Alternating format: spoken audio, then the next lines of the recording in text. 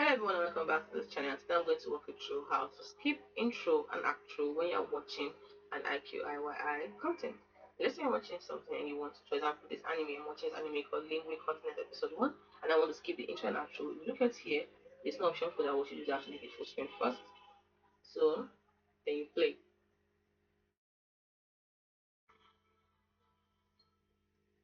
Now I'm going to pause it right here. In a second, we're going to see this option. This is where you click on. This will help you to skip the intro and the end credit function. So you tap on it, it will go straight. You can see it's the beginning of the movie. This the animation.